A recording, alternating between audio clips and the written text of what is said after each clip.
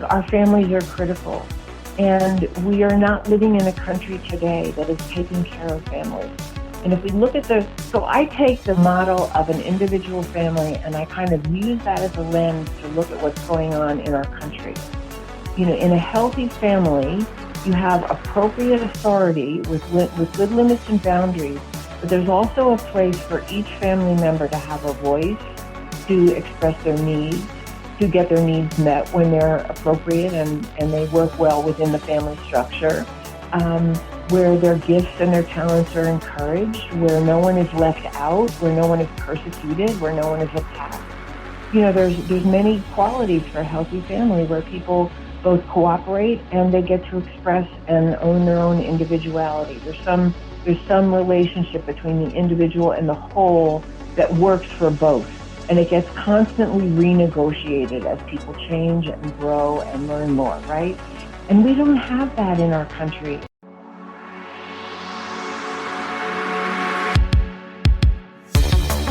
Welcome to OTR, Over the Rainbow, Achieving Mental Health for Real. This podcast offers hope to many people who needlessly suffer from mental health issues. Your host, Bob Adelman, brings you information on how you can recover from any mental health issue and achieve a happier life. Each episode interviews experts like doctors, counselors, and life artists who give helpful tips on living a happier life. But most importantly, Bob interviews ordinary people who have suffered with a mental health issue, some on the brink of or attempted to take their own lives. Each one has recovered to lead a much happier life. Most of the guests have books or websites with more info that you can use for recovery. Hello and welcome back to Real, the best of OTR from 2024 as promised. In 2024, the show had a lot of good mental health advice and stories of recoveries to help aid in achieving mental health for real through conventional and holistic methods. We start off with the episode America in Therapy, where we speak with Phyllis Levitt, a psychotherapist with over 30 years of working extensively with individual and family dysfunction and abuse. We talk about what's in her latest book, America in Therapy, a new approach to hope and healing for a nation in crisis, in which she talks about the urgency needed to bring our whole country to therapy in a way never written about before. Here are some clips from the episode America in Therapy. And there was a lot of good in my family. My family really stressed education. We had enough food. We had good opportunities. I went to college. My parents took us to Broadway shows, and there was a lot of culture in my family, but there was also some abuse behind closed doors that as a child I buried a long time ago, and it really colored my life in a very profound way, that I carried a lot of pain that I could not understand where it came from, and I for years just thought there was something terribly wrong with me. I was sexually abused as an infant are my earliest memories. And then I was assaulted when I was an early teen. And I'm not sure of what might have happened in between, but those are the things that are the clearest memories for me. And it really shut me down. And I became very, very internal, very, very frightened, very internal.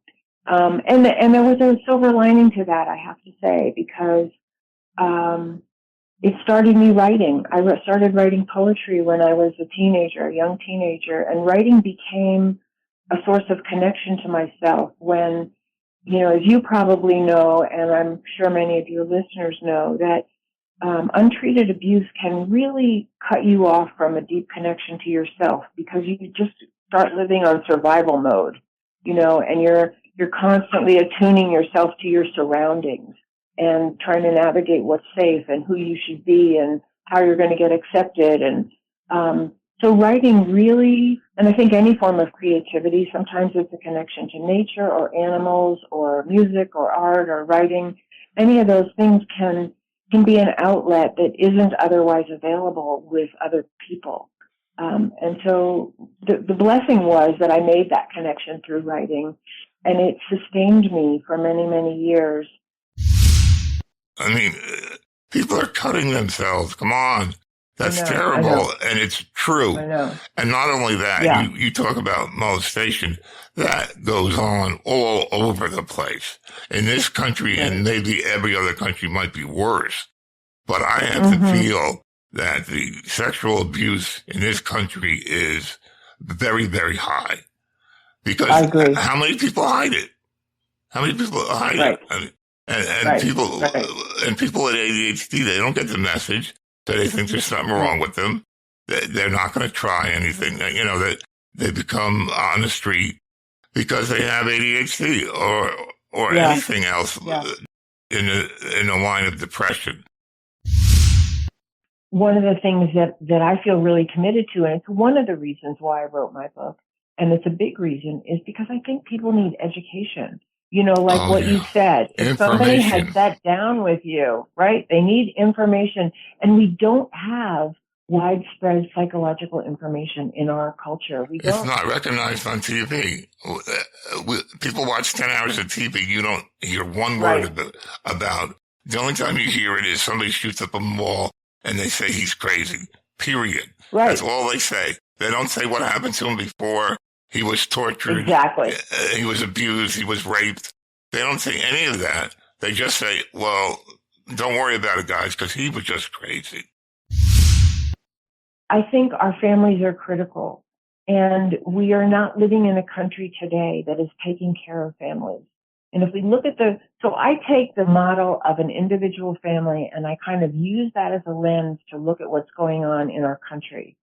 In a healthy family, you have appropriate authority with good limits and boundaries, but there's also a place for each family member to have a voice, to express their needs, to get their needs met when they're appropriate and they work well within the family structure, where their gifts and their talents are encouraged, where no one is left out, where no one is persecuted, where no one is attacked.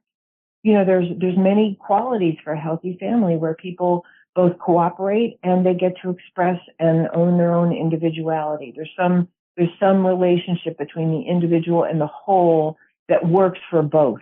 And it gets constantly renegotiated as people change and grow and learn more, right? And we don't have that in our country. Everything is wrong as far as I know ADHD is concerned. Mm-hmm. Because, first of all, it's not a disorder and you don't have to be hyperactive. I'm very passionate about the fact that ADHD needs to be dealt with as a priority, but it isn't even thought about. Right. We're not even close, fellas. We're not even close. We are not even close to any kind of natural information. Not everybody listens to a podcast. So where are these people getting their information? On the news. And what do they get? Half of it is propaganda. Half of it's propaganda. And the other half is bad news. And there's nothing about mental health. Nothing. Yeah. People will march up and down for whatever cause, but where's our cause? Who's going to stand up and march up and down and go to Washington and say, look, we got to cure this. Yeah. This is a big problem. Yeah. Everybody's embarrassed. Next, we revisit treating PTSD CPTSD naturally, a conversation with Catherine Berg, a classical homeopath with over 2 decades of experience. Catherine shares stories of recovery, her advocacy for health freedom, and her dedication to helping those living with PTSD, CPTSD, and long-held grief. Let's step into her testimony and hear how natural approaches can open the door to healing. So homeopathy is a form of natural medicine. And what makes homeopathy unique is we take natural substances. They could be plants, minerals, or animals. And they're prepared in a very particular way. And then when the symptoms of the remedy, we turn them into what we call homeopathic remedy. And when the symptoms of the remedy match the symptoms of the client, the body can heal itself. So it's like a little lesson in the body, how to heal itself. And it can heal mental, emotional, and physical. Okay, you emphasize PTSD. Is that what you I do do. mostly? Well, I would say it's about half my clients, and then the other half are a mix of other things. So if I came in and said, "Oh, I'm having terrible nightmares," what would you do? What would you prescribe? Well, what would happen first is I would have you take a little assessment so we can do a before and after. And then I would take your case, is the phrase we use in homeopathy. So we would have a conversation for an hour and 45 minutes at the most, and find out, what you experienced, and what, more importantly than what was experienced, was how did you respond to it? And what are your emotions and sensations around that incident? And, I know a lot of those remedies now, from having treated a lot of folks. And so it's a pretty quick decision for me, but I can't tell you what I would recommend without taking a case. I got you. So, okay. Yeah. So you would recommend something, and then how long would it take for results to show up? It could happen within days. Yes. Okay. Even a severe case of PTSD, or? Even a severe case of PTSD. Oh. The more severe it is, we can give you doses that are more potent than a mild case. Okay. So if someone had PTSD from, say, a car accident, or a near car accident, would be probably a different potency, than someone who found themselves helpless in a military situation. Next in our Best of series, we revisit spirituality, a tool for mental health. In this conversation, Dr. Mark Weissman, known as the Alaska Ulf Hedner, shares how spirituality and Norse shamanic traditions can illuminate paths through PTSD, ADHD, and the challenges of modern life. With kindness, intelligence, and deep cultural roots, he shows how faith and heritage can restore hope. Let's step into that dialogue now. There is a chemical inherited side of mental illness sometimes, maybe all the time. And I have treated a lot of it with drugs, and the drugs have worked for me, mostly, but I still have what I call demons that haunt me every day, every single day. Some days they're really strong. Other days I hardly notice them, but they're there. And I have not been able to figure out a way to just say goodbye to these demons. They own me. They control me. I have to keep busy, because sometimes if I don't keep busy, the thoughts go bad. The thoughts go dark.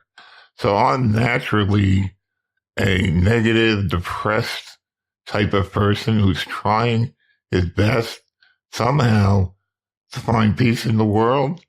But I look at most people in this world, and quite frankly, I don't understand most of them. I don't understand religion. I don't understand the quest for money. I don't understand the quest for power. I don't understand a lot of these things that most people just take for granted. And my children have now become 30-ish or 40-ish, and they have pretty much divorced me because they don't understand me. They don't understand why I'm not like everybody else.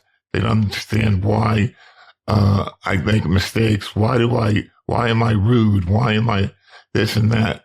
And there's lots of people in groups and everywhere else that are like me. 1 in 20 people have ADHD severely.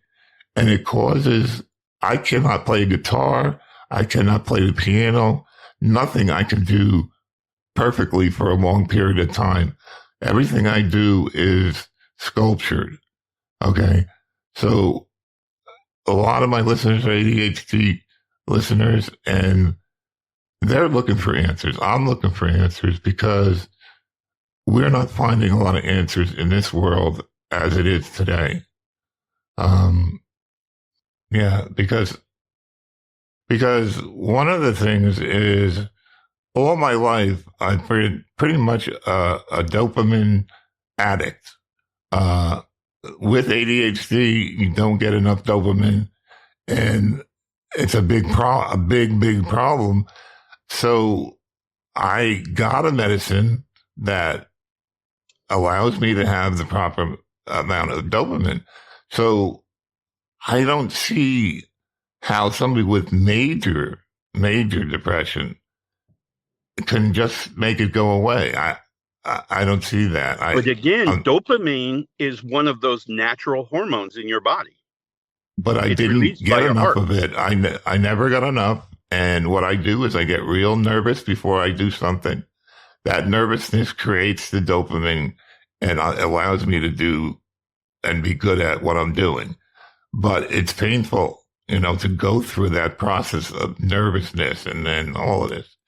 So when I got the medicine that helped me with the dopamine, it was like a switch went off and I completely changed from someone who slept all the time to someone who did things and found a reward out of doing them for the first time, maybe. So, but my point is that we have a choice, that we can choose to set our mind to doing what we want it to do, not the other way around. I'm always reminded, one of my friends is a Olympic athlete, and they throw what's it called? The javelin. And I said, I throw sticks in the backyard all the time for the dog. And he said, well, it's a little different. My point is, he trains 365 days of the year. But what he has is a mindset, and he puts his mind to it. And to him, getting out every day and throwing this stick is the most important thing in his life, bar none. He'll go, if he misses his morning throw, I guess, whatever that is, he'll skip breakfast and go do it. He'll miss work to go do this. He will do whatever it takes to do this. And that is setting our mind, that is making a choice.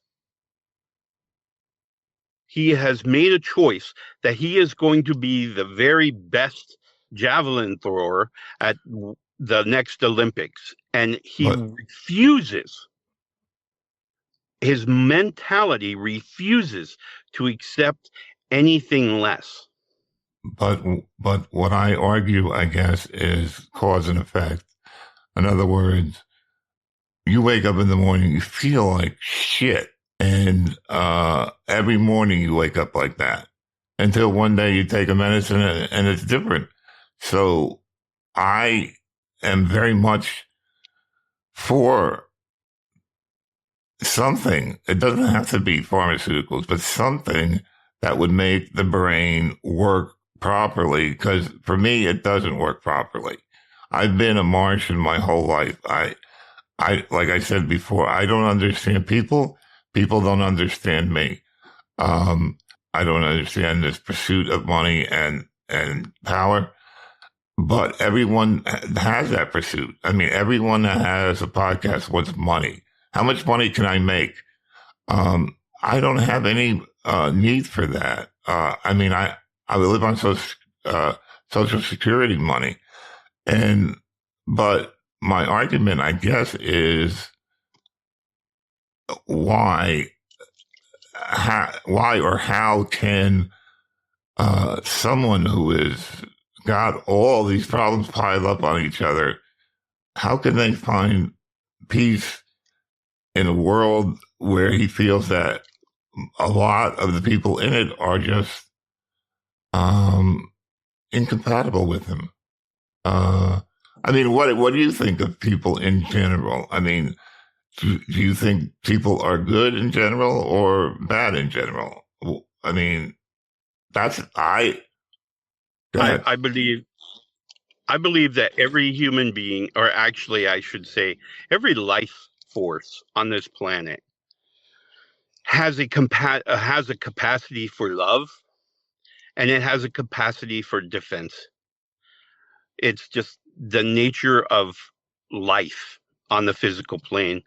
So whether we choose to, be in full defensive mode all the time, or whether we choose to say, I'm going to get hurt, it's going to happen, that's okay.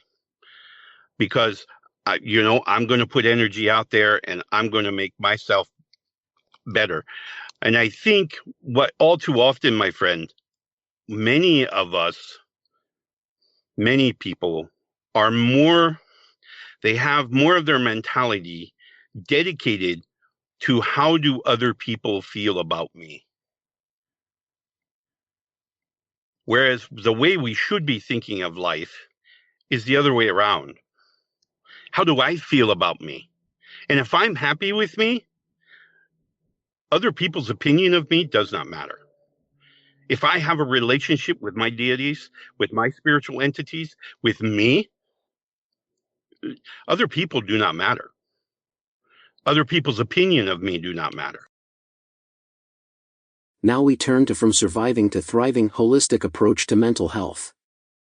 In this conversation, Laura Giles, a licensed clinical social worker, shadow worker, and host of Modern Animism Radio, shares how holistic methods and shadow work help us reconnect with nature, release old wounds, and uncover our authentic selves. With decades of trauma work behind her, Laura shows how healing the hidden parts of ourselves can lead to true thriving. Let's step into her insight now. I was really blown away by your YouTube video. You talk about the sacred wheel. Could you go into that a little bit more? Because I thought that was terrific. Sure. So the sacred wheel exists in many, many cultures, and they're all different, but they have certain things in common because they're based on nature. And so the way that I've structured mine is it starts with surviving. So that's earth energy. That's the things that are going to keep you alive. And as a trauma therapist, I focus on that because that's where trauma lives. And if you're in that space, you can't thrive. You can't really have a good relationship. You can't really do a whole lot because your focus there is just on staying alive. So if you're doing things like you have trouble getting up in the morning, you have trouble just keeping your thoughts together. You can't, you have to make lists for everything. If you're breaking down every day, you're in that space. So to try to have a relationship there, or to try to fix a relationship or grow in any way is really not going to work because it takes energy and you don't have it. Mm-hmm. So I think it's really important for people to know this order of operations thing, because if you're doing the wrong thing at the wrong time, it's really not going to work so well. Okay. So if you think of it as winter, that would be the winter time. So we don't have growth there. There's some stuff going on underneath the surface, but really it's not about growing. It's just about stabilizing and getting your feet on the ground. And then the next piece, we have spring, where life starts blooming. Everything starts to come alive. And this is where you start learning the skills of how to do these things. So, okay, I'm not breaking down crying every day, but I don't know how to mail a letter. I don't know how to drive. I don't know how to have a conversation with somebody. And that's what it's about. It's taking yourself from like a child and growing yourself up to an adolescence and all the stuff that you learn in that period. And if you didn't have parents who could teach you, then, clearly you don't have it. So you have to get it somewhere else. That's what that coping stage is about. The next stage, it's what we're in now, summer, is vibing. This is me. This is, who am I? What do I want to do with my life? And it's kind of the selfish stage. It's not kind of it is a selfish stage. Mm-hmm. It's all about, me figuring out who I am and what do I want? What are my gifts? What do I have to, how can I bless this world? And if you don't give yourself the space to do that, then you're probably not going to show up very well for other people. So, for example, if I am,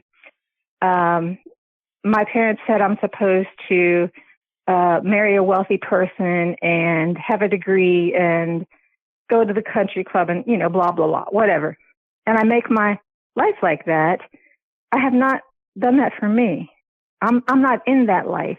And I get a lot of clients who have everything on paper, and they're like, why am I so miserable? So if you haven't done that vibing thing, that selfish thing, then you're probably going to have some issues in the summer. Yeah. The energy of the summer. All right. So I guess the main thing is that doing all this work, at what point do you go from, having an addiction, let's say, to getting, making your life so you have happy moments? If you don't make mistakes, if you don't figure stuff out, have your own experiences, make your own choices. So not following what you think is popular or what you think you're supposed to do. Once you get past that stage, now you're in a place where you can connect. I don't think people can really do that until they know who they are. And I don't think that you really can get out of that hole until you've done that. To me, and studies show this too, the thing that makes us happy and fulfilled is relationships. And you have to be present in order for somebody to have a relationship with you. So not a vision of you, but you. So part of the work of figuring out who you are, in my opinion, in my experience, is also giving yourself the grace to be that. And then once you can do that, it's much easier to allow people to be who they are. It's difficult for a person like myself to find things that are going to turn it around. I'm very dedicated to making not just me, but everyone that listens, giving them a happier life. Yeah, that's why I think that places like my community are invaluable, because what tends to happen when you're healing is that you get a new perspective of yourself and of your life and what you want. And then you have all these people around you who were part of your old community who don't get it, who don't believe it, who don't want it, who just want you to shut up and be like you were. So everybody can get along. And right. When you're doing the hero's journey, so Joseph Campbell created this thing called the hero's journey, which is kind of like the arc of life, that the path that people come into themselves. Then you have to leave those people and you have to do your own thing and you have to fail and struggle and figure out who you are. And then you got to come back to all these people who didn't do that and who don't know what you know, and try to fit into that. So back in the day when people had rites of passage, this was something that they did as a community. So coming back was like, if you went out a boy, you came back a man. Everybody knew it and you have a new identity. But when people try to do that today, it's not a community thing. And it's like, what did I do this for? I'm here all by myself and none of these people support it or care. So I think it's really important to have a community somewhere where you can be yourself and people see you and appreciate you. It's difficult for people with ADHD because they normally don't get along in groups. They struggle with social cues, things like that. So it's an enormous undertaking to turn that around and say, okay, you have a different type of brain. That's okay. You're all right. Live your life the best that you can. And it's very hard for people to do that. They'd rather drink I used to be a heavy drinker because I couldn't do social things. I loved people, but I couldn't be with people. Yeah. And that's a terrible feeling. Our Best of Journey continues with Living with Tourette Syndrome one-man story. Here we meet Christophe Moreau, a Navy veteran, award-winning journalist, and author of The Second Son. From surviving abuse to navigating life with a rare form of Tourette syndrome, Christophe's courage shines through his writing, his service, and his resilience. This is a testimony of intelligence, struggle, and perseverance. Let's step into his story now. I had to deal with its manifest, and I'm very symptomatic of it every day in public, regardless of where I am. There's no hiding it. I can't wear a scarf around my neck and it goes away, right? And it's just that's a terrible burden. It's kind of embittered me. I've tried to. I have to fend off bitterness because I often get laughed at. It's not malicious, of course. People are laughing at me. Obviously, they're nervous. Well, you take them by surprise. They take you, they think you're joking around probably, or you take them by surprise. Yeah. Yeah.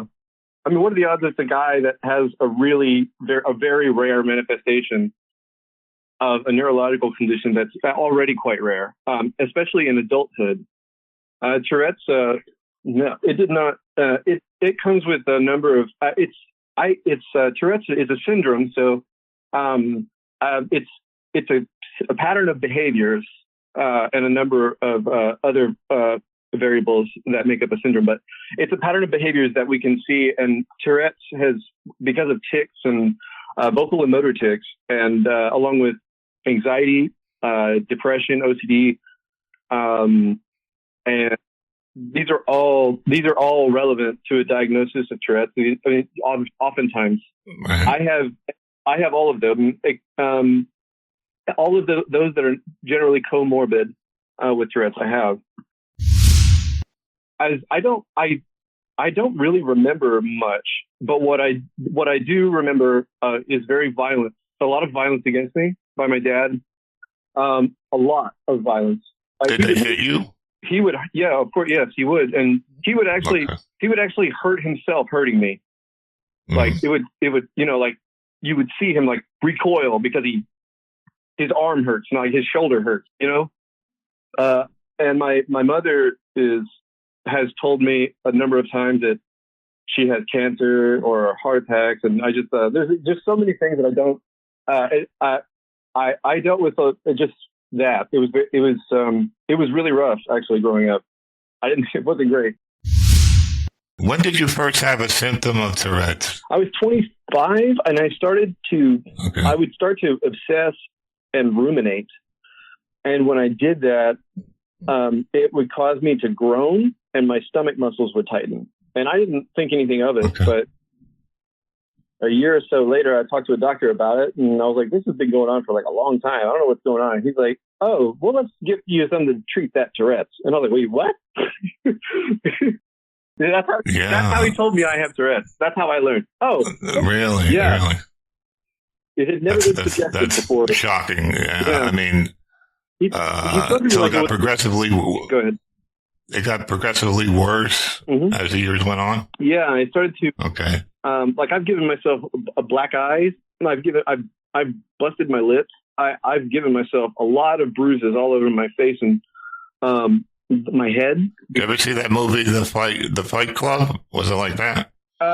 Yeah. Have you ever seen? Yes, I do. I do punch myself in the face like that. Yeah, Yeah. I really do. Actually, Or Rain Man when Have you seen- he had to go in the airplane? have you seen the movie Joker with Joaquin Phoenix? No, I didn't. Well- I felt so bad about that guy. I couldn't do it. I couldn't go. Well, he has Tourette's in that movie. Okay. Joker is meant to have Tourette's. Yeah. So anyway, So what's the prognosis on the Tourette's? Do they think it'll get better, worse, or? I'm currently like looking into comprehensive behavioral intervention therapy, which is Okay. meant to describe a number of methods to like competing behaviors so that it actually lessens your tics. And it says that the efficacy is convincing. Our best of series continues with New Orleans blues, teen and situational depression, plus narcolepsy. Here we meet Ryan Winter, a French Cajun author whose journey through depression and narcolepsy is shaped by both heredity and the hardships of life in New Orleans, including the aftermath of Hurricane Katrina. With a career spanning writing, film, and 3 published books, Ryan shares how his struggles began in adolescence and how he has navigated the challenges ever since. Let's hear his story now. I used to skip a couple of classes, not many, but I would skip here and there to go to the city because I had a good friend who worked in filmmaking, and I would always contact him, and he let me on set and let me watch, and it was fantastic. And I learned so much just watching him, work with this crew, whether it was a music video, whether he was working on a film, he always, he had his own business there in New Orleans in the city. And he'd say, "Oh, you're Ryan. Hey, there's a video being shot if you want to come check it out," or, "Oh, there's a movie being shot." And I loved it. It was fantastic. And then one day, I think my mother finally caught on to what I was doing, dragged me into the principal's office, and I'll never forget this. This was just, the start of just of self, the lack of self-worth, should I say. And, self-loathing, yeah. Oh yeah, it was. The principal told me, and he looked me in the face, and he said, "What do you think you were doing?" And I said, "Well, this is what I want to do with my life. I want to make movies, and I loved it. This is." And he told me right there in my face. He said, "That's a fantasy. That's not something you'll ever be able to do. That's just a fantasy." And I just didn't know what to make of that. Sounds a lot like my father. He always used to say things like that. To have someone that's supposed to be this authoritative figure in your life that's supposed to encourage you and tell you, if he would have said, "Look, I get it. That's what you want to do. That's fantastic. But finish school first and then go for it, son. Go for it." But it wasn't like that. He was basically said, no, you'll never be able to do that. And similar experience that year was with my guidance counselor, another person who was supposed to be encouraging. I had went in there. I said, "Look, I'd like to get some information on an college out in California." And he kind of gave me this weird look, like, "What?" And so I said, "I want to go to UCLA." And he kind of scoffed, and he said, "Son, you're never going to get into that school." Did you have good grades? Were you? Oh yeah, gosh, yeah. I always were an AB honor roll student. The only thing I kind of lacked was math, but again, it was, A, B, D in my math. Right. But definitely had a dream that I wanted, and I wanted it from an early age, and I've always wanted. But every time I brought it up, thinking someone could mentor me in the right way, it was always like, "Oh no, you don't do that." And in South Louisiana, that was, no one was a writer. I didn't know any writers. I didn't know any filmmakers. My parents, they were workhorses. My dad was in the, oil industry, still is. He still works in rigs and things like that. And that was your life in South Louisiana. It was, finish high school, you get married, you go work offshore, you have some kids, and that's it. And I didn't want that. I didn't want that at all. And I couldn't find anybody that could understand what I was trying to do. And this is around 2000, 2001. And for a while, things were great, and I loved it. And I felt like I was coming back to some sort of normalcy. I moved to this, into New Orleans, where there were writers, there were people that were unique and, understood what I was doing. And then, just as that is starting to take off, Hurricane Katrina hit. Oh. And it devastated my world, because I was really falling in love with the city. I was writing a lot. I was meeting people that worked in film. And as soon as Katrina hit, it cut the heart right out of me. And those following years after that, everybody moved away. Any connections I might have had, gone. My apartment, gone. All my belongings, gone. And it was a period of, it was every day I fought. Did the medicines work at all for you? Did you have any success with them? Well, it was up and down. And I'll tell you right now, after I left, where my mom's place, after she was on the mend and I was going to go back to New Orleans, COVID hit it. And so I decided not to go there. And now I'm in southern Mississippi, which not the best choice, but it was better at the moment with when I did this during COVID, because New Orleans, it hit New Orleans like a bomb, and I really didn't want to go back to that. But again, I started sinking into depression because I'm in this rural area where I'm just, not getting resources I need, or, it's a welcoming place, but not very friendly. And so I finally saw a doctor here, and I find, the medication he has me on is doing great. It's something I've never been on. And it's a very high dose. I am on Wellbutrin right now. Mm-hmm. Okay. And it's a very high dose of it. I find it's working fantastically with me. The only problem is when I got here to Mississippi, I was diagnosed with narcolepsy. Oh, yeah, I was going to ask you about that. My medicine that I take, some of the medicine I take seems to cause a little bit of narcolepsy. Mm-hmm. I never had it before. So tell me about that. How did that feel? It's they know so little about it, and I certainly didn't know anything about it. I thought it was, people just automatically just fell asleep in mid-sentence. But no, it's almost like hypersomnia.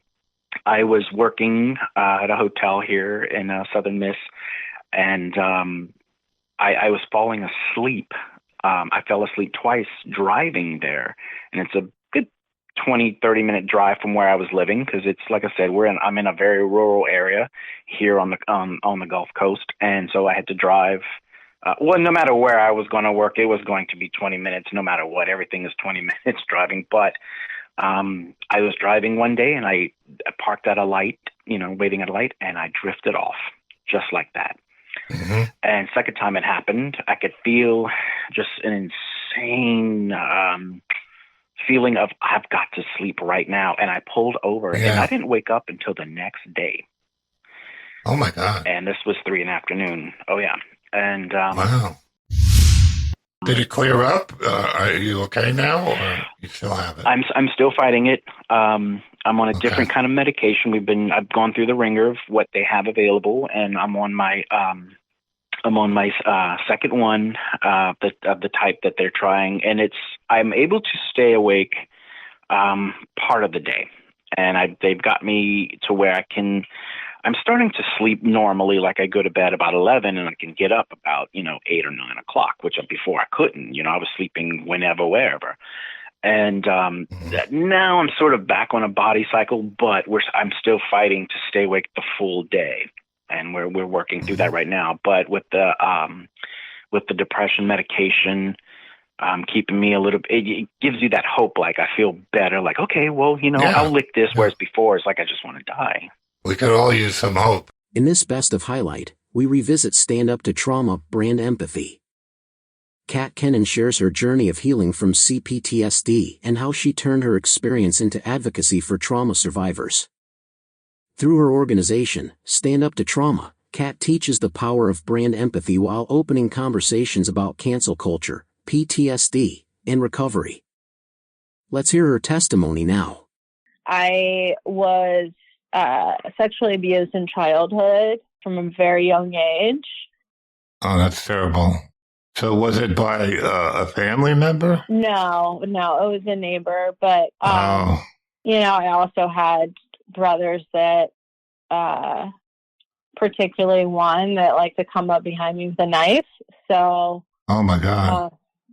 And I think with a lot of childhood trauma, you think it's normal until you're an adult and you realize that it's not. How often was the abuse, if I can ask? There are certain specifics that I haven't recalled yet, or maybe choose not to recall. Okay. I certainly know enough about what occurred. And, it was not something that I told anyone about, not my parents, not anyone. You felt embarrassed, yeah, right? There's a lot of shame involved with abuse. And, I'm sure of it. I didn't tell anyone about it until I was in my 20s. Okay, so you got diagnosed in your 20s? No. Yeah, I got diagnosed in 2019 after I had a couple of back-to-back traumas, relationship-based. I was already kind of working on the childhood stuff at that point. Had just gone through or was going through a relatively traumatic divorce. And how long were you married? 15 years.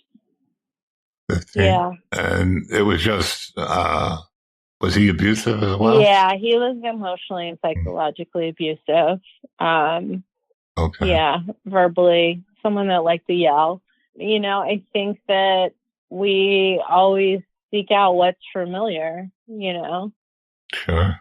I'm very glad that you got help. So where did you go to get your help? And how did you figure out, was it CPTSD? Yeah, so I mean, my parents both have PTSD as well, or, you know, trauma for different reasons. My mom is no longer with us, but, you know, it's generational. So, you know, my mom was raised in a very physically abusive home, as was her mom. You know, my dad was in Vietnam, like really, and you know, the intensity of it. And you bring these two humans together that then combine their DNA and make kids. So, you know, even without my own experiences, I was born with that trauma. And, you know. This best of moment brings us to Innocence Lost, family molestation. Crystal Clark shares her story of childhood abuse, the shame that followed, and how it later triggered PTSD. Today, she stands in recovery as an author, blogger, life coach, and public speaker, using her voice to shed light on trauma and resilience. This episode reminds us of the hidden impact of abuse and the importance of breaking silence. Let's hear Crystal's testimony now. And what ended up happening is I guess I reached a certain age where a particular cousin of mine began to notice me. And he ended up being 2 years younger than I, but he exposed me to something that I had never experienced before. So, and the interesting part about it is the shame, okay? And the shame is that most people don't talk about molestation in a great level of detail. No one wants to say what that person actually did to them. They don't want to reveal a lot of detail. And the most thing that was shameful to me was that there was pleasure in what he was doing. And how old were you? Do you know exactly? Yeah, it was. I'm thinking it was like 7 or 8 because I just remember being really young, really young. Okay. Do you want to talk about what he did, or? Yeah, I can tell you. It was really just clitoral stimulation. There was no penetration or anything like that going on. All right. Really known anything about any kind of intimacy. I mean, I was just an innocent child, and then this happened. Right. So I knew I did not want that. I knew I didn't want it from him, but I was conflicted because I was like, well, if I didn't want this, then why is it so good? So exactly right. So this was, you know, and most of my family is in Baton Rouge, and we lived in Omaha, Nebraska. So I only saw them twice a year, which made the molestation, in my opinion, bearable. So we grew. So obviously we would rotate. Whenever I would visit, I would rotate to visit everybody so that everybody got the chance to see me. So whenever I saw this particular cousin, it would happen, and then I was out and going off living a happy childhood with the rest of my other cousins. How long was the offensive? Was it the whole stay that you were there, like hours or minutes? It would probably be at night. Like it'll be something that would happen at night because as cousins, you all sleep in the same bed, or we all create a little camp, or a little campground in the living room or something like that. Was there anyone else with you, or was it always just when you two were alone?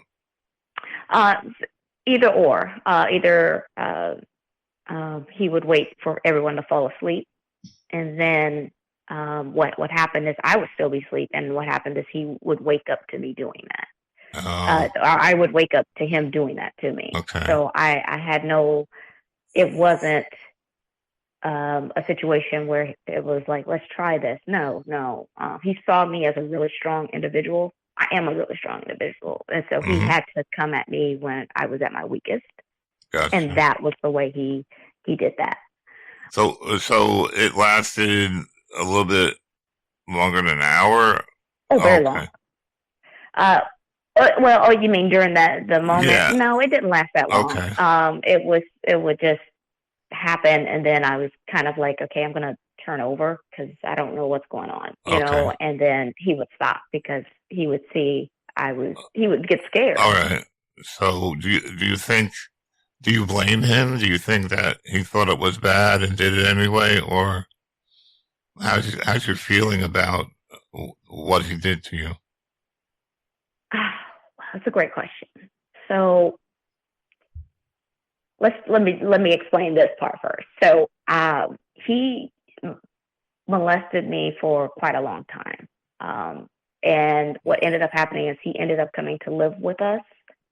And I was in junior high at the time. And so when I was in 9th grade, so when he came to live with me, the molestation escalated. It was during the day. It was at night. It was constant. So I became really depressed. Did you say I don't like that, don't do that? Or what did you say when he did it? I didn't say anything. I didn't say anything. I was incredibly frozen because no one has ever done anything to me. Yeah, you didn't know what was going on, Yeah. So I just, as I said, it's just you want them to be done. You just want it to be finished, and you want to move on. Right. Yeah. How much older was he? I'm sorry. I was 2 years older. You were 2 years older. Okay. Yeah. I mean, I've had, where you try different things with your friend or whatever, but when you don't want it, that's where it becomes a very, very bad thing because it's very shameful, I'm sure, right? You didn't want to tell your parents, right? No. And what's interesting about not telling my parents, this wasn't me not telling my parents because my mom had always told me, she had told me early on, no one should touch you, this, and that, right? But what happened is she would list people, these are the kind of people that, if it's an adult, if it's this, whatever. But there was a particular situation that she didn't give me an example that it could be a family member. So when this happened, I was like, you didn't tell me, you didn't give me this person, this wasn't in your list. So now I'm stuck with having that. But the second part was me also believing, I didn't believe that my parents would take my side. I didn't at all. Okay. No, because they brought him in. They brought him in to raise him because they were bringing him out of a bad home situation and bringing him to help foster his education and instill some values and stuff. And so to answer your earlier question, did I hold any anger towards him? Yeah.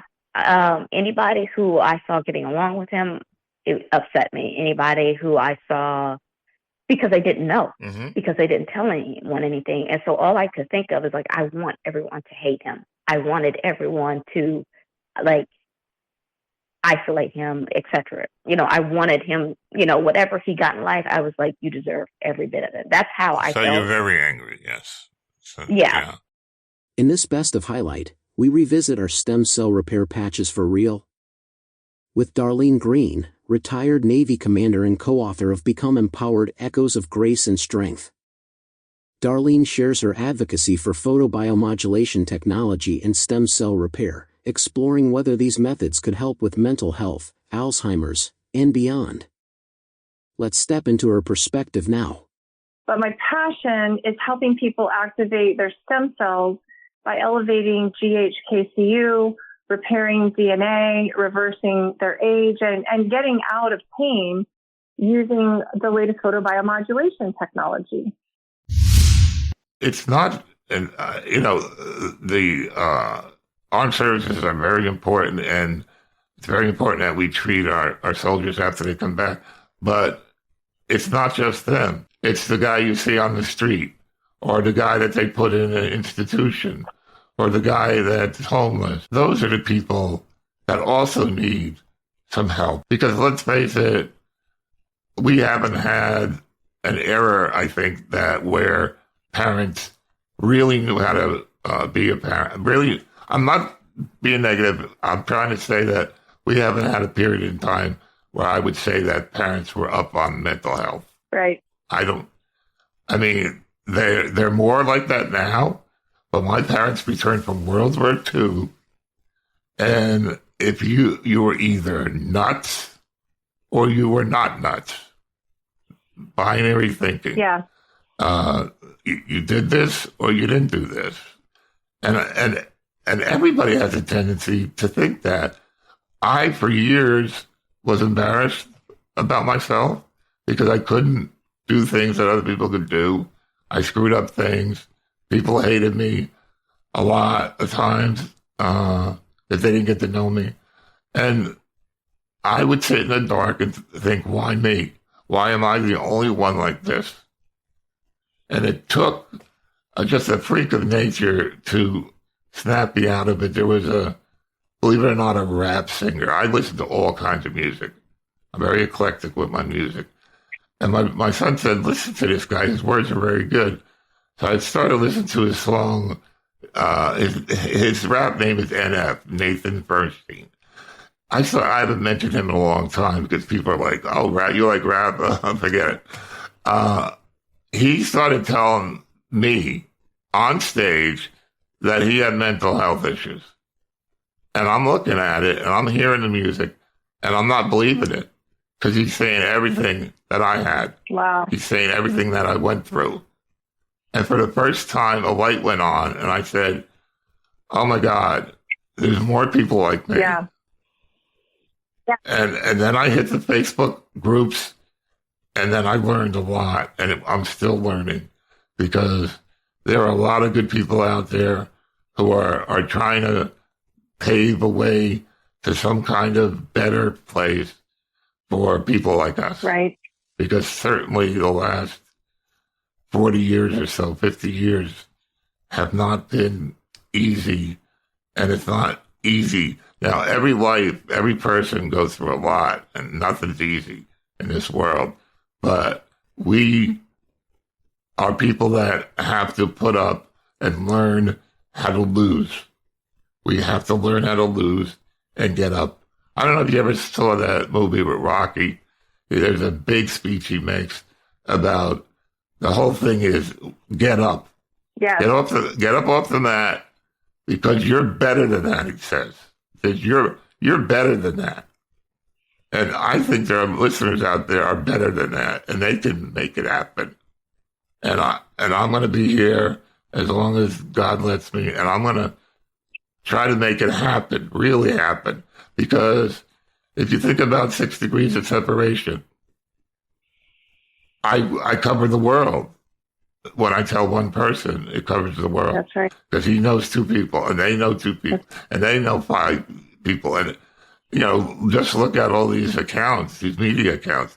Oh, you have the common friend. I never even heard of the guy. He's the common friend.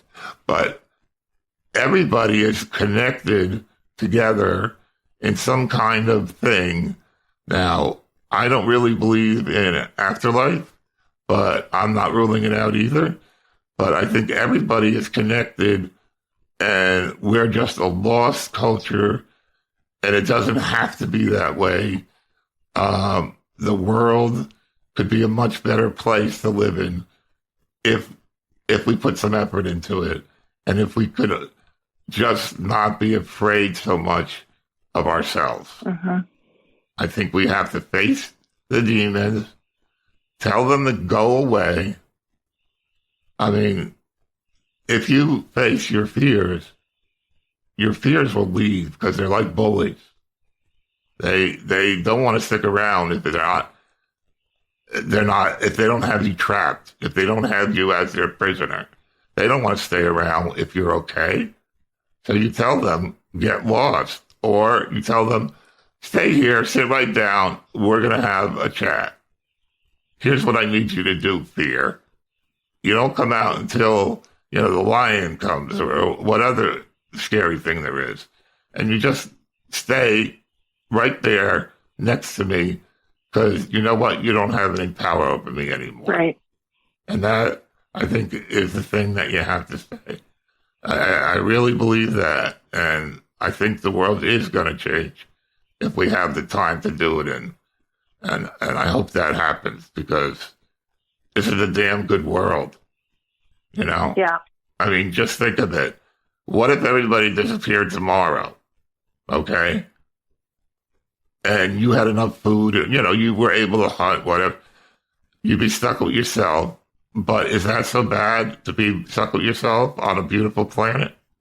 I don't think it's so bad. Weeks younger. The very first time you put on an X39 patch, within 24 hours, it resets 4,000 of your genes to their younger, healthier state. Okay. We didn't used to think that genes could be expressed in different ways, but now we know the environment and other things that we do can make a difference for that. Can I ask it? Yeah.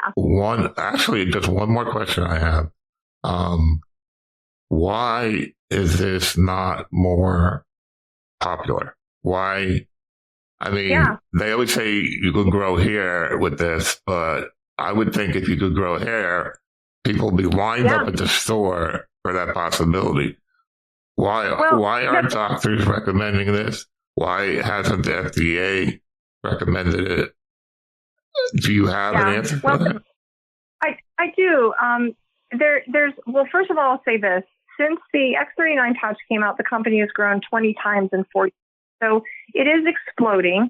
And I will tell you that there were over 300 Olympic athletes that were wearing the patches in the 2008 Olympics. So if the Olympic athletes are trusting their, Serena Williams and David Beckham and Michael Phelps, I just heard on the podcast that Tom Brady wears these patches. So, but why aren't they in the news? Well, I would say because the people that own the news agencies are really in bed with big pharma. Yeah. We are FDA compliant. We're a wellness product. So because we have no medicine, we aren't, that's not to say we don't have a ton of doctors who do recommend this, but it takes a very open-minded doctor to even consider light therapy. And, like Dr. Henderson is one of those, but there are, there's a dermatologist, not a dermatologist, it's a plastic surgeon, famous plastic surgeon who's gone on the Dr. Oz show and the doctors, and is renowned. People come from all over the world to see this plastic surgeon, Dr. Shiner, Adam Shiner. Mm-hmm. He has it taking the X39 3 months before surgery and then 6 months after, because he has found that they improve so much faster and the recovery is so much better. Wow. It's like 40% improved. Right. So, and you can see that in pictures. So I think part of it is it does sound too good to be true. Part of it is it's the direct sales model, and it's hard to get in to have a doctor look at it. But there are a lot of doctors who are utilizing this. We have a practitioner call every week, actually, for doctors. I once upon a time, and I don't know if this is still the case, I heard that 60% of the people doing the business were, in fact, practitioners. So but you're right. I'm mad that, and part of why I'm on this podcast, Bob, is because if I would have known about this 2 years ago before going off to Mexico and spending, $10,000 4 times in a year for my husband's stem cell therapy, and I would have been able to start him on this, which has actually worked for him, then where would we be today? We would not be where we are today. And I'm kind of mad that I didn't know about it. I do not dismiss the fact that doctors are in bed with the drugs and all that FDA approval stuff. I suppose the risk is low on these, and that's why I had you on the show. If I thought there was, going to be a big problem with them in any way, I wouldn't have. As a matter of fact, the first time I turned you down, but you were nice enough to respond and explain things to me. And even though I'm a heavy skeptic of things that fix you, you do make a strong argument, and I can't really say to anyone that they should not try it. I mean, I wouldn't, especially people that are dying or desperate.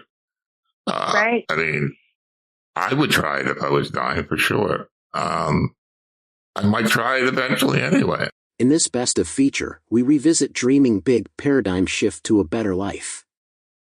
Domenica Staniewicz shares her journey from loss and depression to becoming one of the few certified brain coaches in the world. With training in neuroencoding and a holistic approach, she shows how shifting mindset can open new paths through trauma, ADHD, and anxiety. Let's hear her story. For over 3 years now, I have been coaching, and I'm a brain coach and a neuroencoding specialist. And in the past, for about 15 years, I was a career coach. So I've been in this industry for quite a while. And I love coaching that is backed up by science. And because the science has progressed and we have so many studies and we can now look into your brain, how the neurons work, which parts of your brain light up, which parts of your brain shut down, depending on a stimuli, we're actually able to decipher what your brain does and make it basically rewire it. Because if you're not having enough of neurotransmitters and a few other things, you will feel depressed. Yeah. Because you don't have enough of neurotransmitters in your blood. So that is first thing we got to check when we're feeling down. We have something called seasonal depression that comes from not having enough sunlight. Mm-hmm. It's quite simple to go outside and take that sunlight in for 20 minutes, preferably in the morning. Right. Supplements are available everywhere. And I had a few clients who, after we did those simple things, they go, I'm great. I'm like, I thought you might not need me. Mm-hmm. So go on your merry way and enjoy your life. Would you recommend for people with really bad anxiety? Well, first of all, we need to discover what type of anxiety do you have. Second of all of the scientific data that I've read and Dr. Amen and psychologists are saying, anxiety comes from living in the future. So what will they think of me? They will not like me. They will this, they will that. Breaking that pattern is the first thing. A lot of my clients, I definitely ask them to change their lifestyle. We do a lot of walking, breathing exercises. We also go on swings because swings calm down your nervous system. So going on a swing for 10 minutes a day, if you have the ability, is absolutely recommended. The sleep patterns, what time do you go to sleep? And also learning new behaviors and not reinforcing anxiety. So anxiety shows up at everybody. When I go on stage 10 minutes before, I literally do exercises on myself, not to go into, oh my God, what are they going to think of me? Maybe they will not like me. Maybe this, maybe that, maybe this.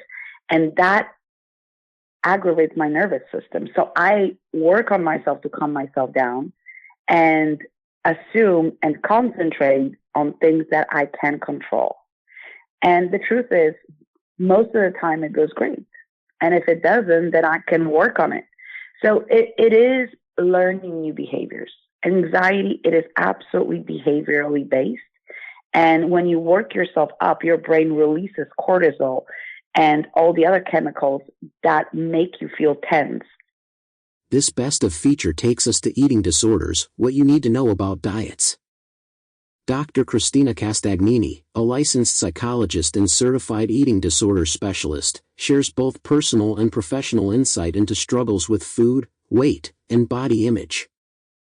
With 25 years of experience, she explains why eating disorders remain hidden, how social pressures and dieting culture can fuel them, and what healthier perspectives might look like. Let's hear her voice on this important issue. Obviously I've gone through my own struggles with, eating disorders, and that's one of the main reasons why I do the work I do in the podcast as well. And people do wonder, like, well, gosh, what happened to you? And I'm pretty open. I've shared my story on the podcast. I think I was very aware of my body very young. I just got the message that something was very wrong with it. I was born with 2 major birth defects. One was very visible on my shoulder, and it was very painful.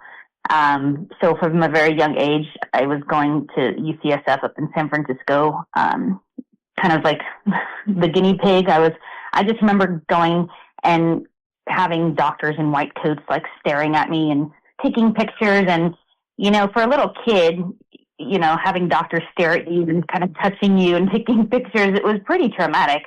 But also just the message of, like, something's wrong with you. That's why you need to be here.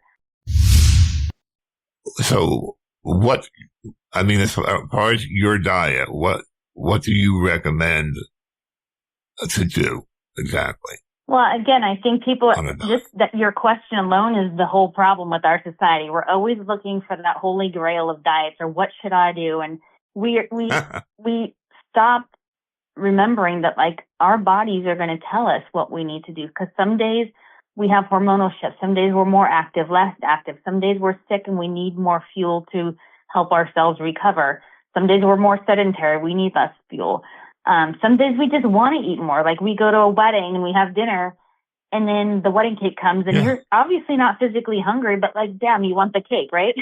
And that's life, right? Like, enjoy the cake. But, you know, if you have an eating disorder, you might say, I can't allow myself to eat that. And if I eat it, I'm going to feel guilty. And then I'm going to make myself pay penance tomorrow and like work out for 2 hours. Like, that's not living, right? Next in our best of series is Successfully Treating ADHD. Annika Elmhurst shares her experience living with ADHD, reframing it as a different kind of brain with strengths like hyperfocus and creative thinking. She explains how she manages focus and concentration, and offers virtual counseling for neurodivergent clients. In the latter part of the episode, we explore her perspective on polyamory, a lifestyle choice she openly discusses. Let's hear Annika's story. Could you tell me what kind of symptoms you have as ADHD, possibly autism? The two are crazily comorbid. Like, there's so much overlap. And as a really young child, I was the textbook definition of hyperactive.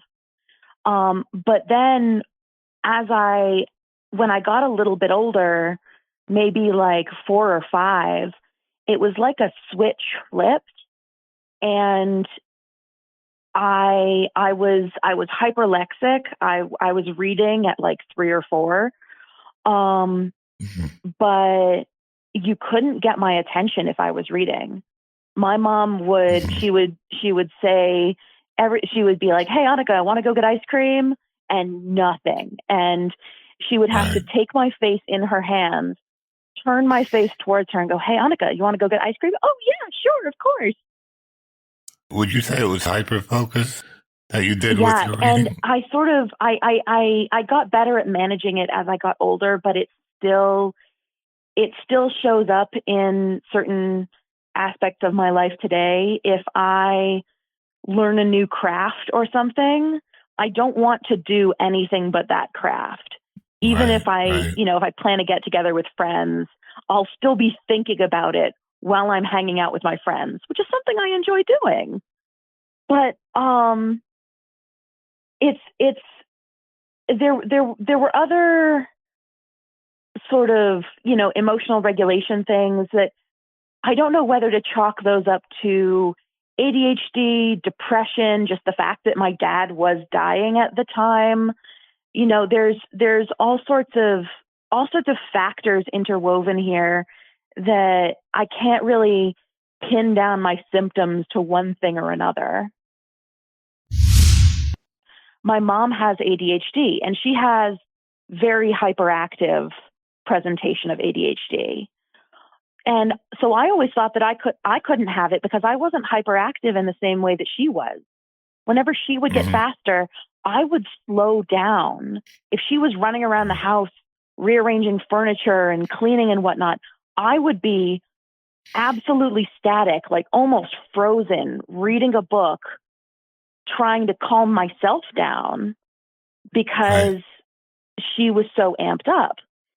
And I did really well in school. So I thought, I can't possibly have ADHD.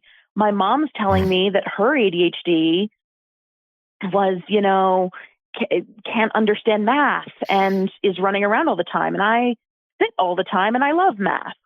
So, and it took me. Yeah, I like math. Yeah, it took me, being an adult and learning more about the actual clinical definition of ADHD to go, oh, maybe this is me. Maybe it just presents differently. So I've been on Concerta for a couple of years now, and it's really made a huge difference in my quality of life. So you take something along the lines of Ritalin, and it does calm you down a lot, or? Yeah, it really does. It calms me down. It helps me to focus. I can feel the difference in the morning, an hour after I've taken it versus late at night when it's wearing off. I'm much more scattered. It's much harder for me to regulate. I'm on antidepressants, anti-anxiety medication as well. And I think the combination of the two has really changed my life for the better.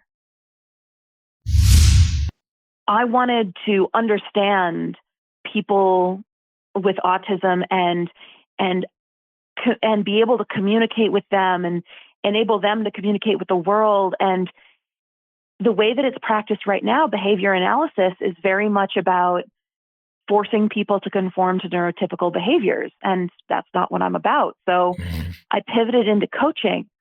And the way that I start out with all of my clients, but especially neurodivergent clients, is creating a space where everything is welcome. Everything is okay. And the most important thing is your needs. And a lot of people aren't used to that. They're not used to not masking. They're not used to they're not used to letting go of the reins a little bit. And so it takes a while to really get down to what's going to work for them.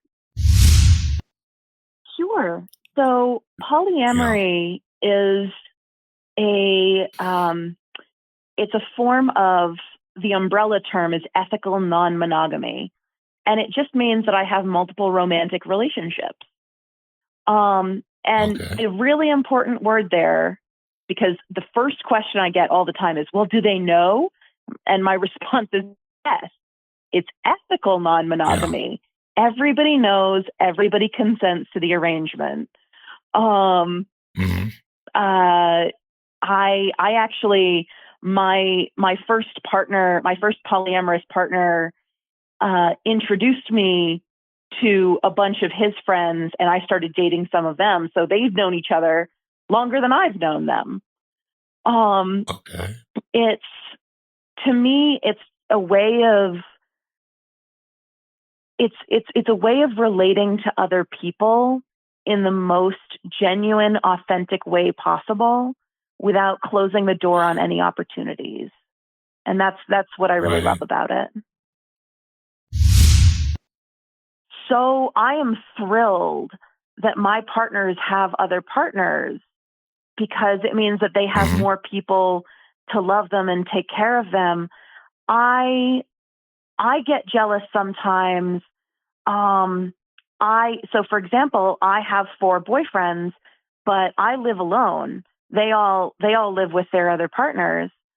And I had a really bad migraine. Like I was dead on the couch. I was throwing up. It was a bad scene. And I did feel a little jealousy because I didn't have anyone living with me to take care of me. It wasn't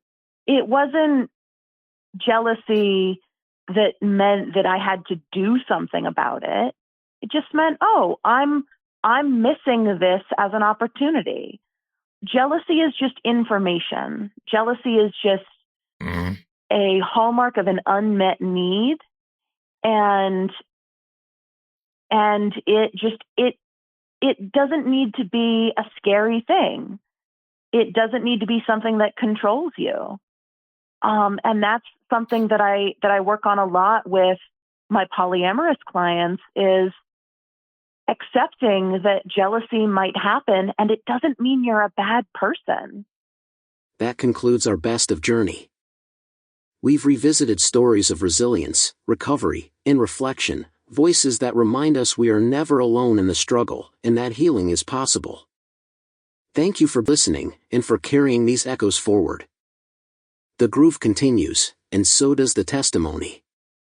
Until next time, stay real, stay resilient, and keep remembering.